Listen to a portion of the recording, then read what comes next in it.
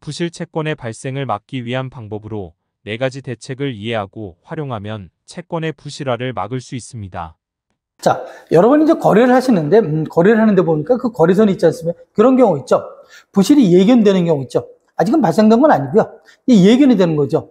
그 예견이라는 게 보면 여러 가지 징후가 나타나지 않습니까? 어떤 그죠? 그 기업이 보면 부실화가 된다는 소문이 들린다든지, 아니면 우리 보면 언론에 접한다든지, 아니면 또 보면 가까운 그죠? 그 거래선에 보면 잘 알고 있는 인맥 관계 있는 사람으로부터 들었다든지, 또 주요 저희한테 여러분한테 보면 이제 보면 지급을 해야 될 그 채권이 지급이 늦어진다든지 그런 징조를 보기 시작하는 거죠. 자, 그렇다면 보면 이게 만약에 이 거래선이 정말 부도가 발생된다 그러면 그에 대한 리스크는 그죠? 상상을 초월할 수도 있죠. 자, 그러다 보니까 저희들이 보면 만약에 부실이 예견된다면 4가지 정도 한번 볼 필요가 있는데, 하나는 먼저 우선 단계로 재고를 확보한다. 재고. 여러분이 여러분이 보면 무형의 자산이라든지 서비스 이런 경우 같으면 뭐 재고를 넘겨갈 게 없지 않습니까? 그렇지만 만약에 물건이라든지 이런 걸 갖다 공급했다. 여러분 물건이 가 있다 그러면 그 재고 있잖아요. 그 재고를 다시 뭡니까? 반품받는 게 굉장히 중요하다. 그래야지만 뭐 어떻습니까? 그래야지만 있는 채권 중에서 일부를 뭡니까? 일부가 부실이 덜 되는 경우죠. 근데 문제는 뭔가 하니? 계약서에 뭡니까? 소유권 유보 조항이 있어서 여러분 걸로 소유권은 돼 있지만 점유권은 점유는 채무자는 상대방인 걸 가지고 있는 경우죠. 그러다 보니까 본인 거라고 생각하면서 보면 그걸 물건을 안 주려고 할 수도 있죠. 그럴 경우 같은 경우 보면 일단은 그죠? 그렇지만 여러분이 그걸 갖다가 강제적으로 참고 물건을 뜯어온다든지 그러면 안 돼요. 그러면 이제 형사 문제가 생길 수 있으니까 일단 설득을 해야죠. 그 물건을 갖고 있다가 만약에 어떤 그죠? 경매라든지 물건이 분실된다든지 그럴 때는 저희한테 민형사상의 책임이라든지 여러 가지 법적인 문제가 될 수 있으니까 일단은 그 물건을 저희한테 잘 반환해 주시고 결과가 그죠? 잘 원만하게 해결되면 그때 돌려드리겠습니다. 그러면서 이제 반품, 인수증 같은 경우 있지 않습니까? 그걸 주구성 써서 받아오는 방법이 좋죠. 자, 이런 단계, 근데 보면 저희 채권 회수할 때, 그쵸? 보면 뭐예요? 일단은 합의를 회수하는 게 중요한데 합의가 안 되는 경우 있잖아요. 이럴 때는 뭐예요? 이럴 때는 시간 낭비할 필요 없죠. 바로 우리가 이제 법적 조치 들어가는 방법도 있는데 그거보다는 뭐예요? 그거보다는 먼저 서로 간에 감정이 상한다는 뭔가 하니 감정이 상하게 되면 여러 가지 또 협조를 못 받을 수도 있지 않습니까? 그래서 그거보다는 뭐예요? 상대방의 미안한 감정을 잘 활용하는 것도 하나의 방법이죠. 협조를 구하는 것도. 그래서 재고를 확보하고 재고를 넘겨받고요. 두 번째는 뭔가 하니 혹시 보면 이런 경우도 있죠. 여러분이 뭐 상계 처리하는 경우 있죠. 실제로 여러분이 받아야 될 때도 있지만 그 거래선에 돈을 줘야 될 게 있죠. 이때는 뭡니까?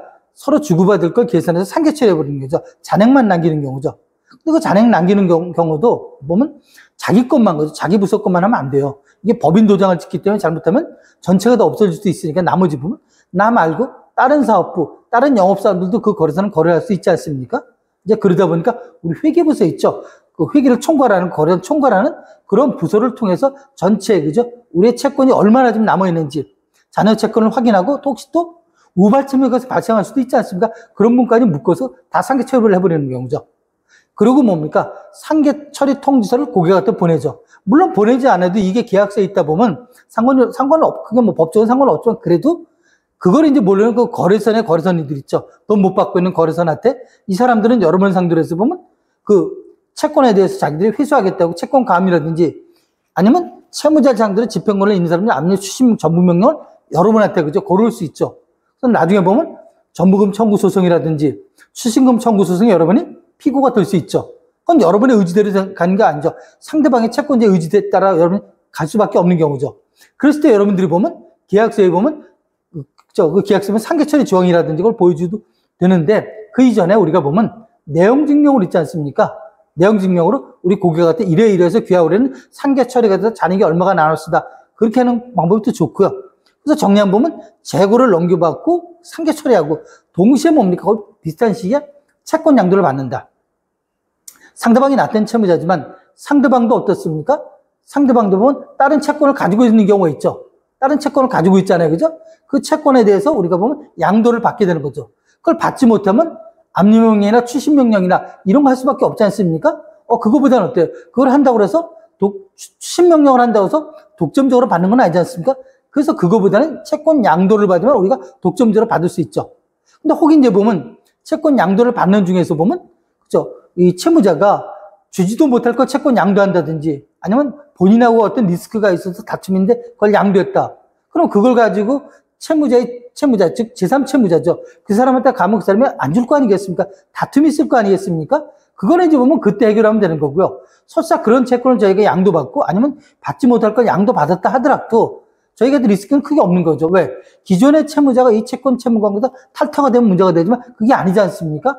그래서 보면 채권 양도도 받고요. 자, 그러면서도 뭐고 저희 재고도 확보하고 채권을 양도받고 그다음에 상계처리까지 했는데 그럼에도 불구하고 자녀 미수채권, 즉 부실화 채권이 남을 부실채권이 있다. 그럴 경우는 어떻게 하겠습니까? 이럴 때는 보면 우리가 보면 법적인 조치를 한다. 이 법적인 조치라는 게 보면 이제 보면 민사 소송도 들어갈 거고요. 여러 가지 조치가 있는데 그거 들어가기 전에 우리가 보면 이제 채권 보존 조치. 보존 조치라는 건 뭐죠? 장래 집행 채권을 보존하기 위한 거죠. 왜? 그걸 해놓지 않으면 나중에 보면 그게 다 없어지면 남는 건 뭐만 남습니까? 집행권은 판결만 한 장만 남지 않습니까? 그거를 방지하기 위해서 앞에 선행적으로 뭡니까? 받아들 것 상대방의 협조를 통해서 받을 채권은 받고 나머지 받지 못한 그거에 대해서 이제 보면 우리 준비, 뭘 했던 건 아니죠. 상대방의 재산에 대해서 어떻습니까? 미리 사전 파악해 놓은 게 있었죠, 우리가. 뭐 거래선에 대해서 부동산이라든지 어디랑 거래하는지 그런 걸 다 파악해 놓은 게 있었죠. 그걸 통해서 우리 보면 이제 뭐 부동산 감리라든지 채권 감리를 하고 그거와 동시에 뭡니까? 그거와 동시에 우리 보면 민사소송, 이것도 보면 본안소송을 통해서 우리 법원을 방문해서 하는 소송도 있고요. 지급명령이라 우편에 주고받는 소송. 자, 장단점이 있으니까 그런 부분들이 이제 잘 판단해 보시고 그걸 가지고 집행권을 받아서 집행권이 나왔다.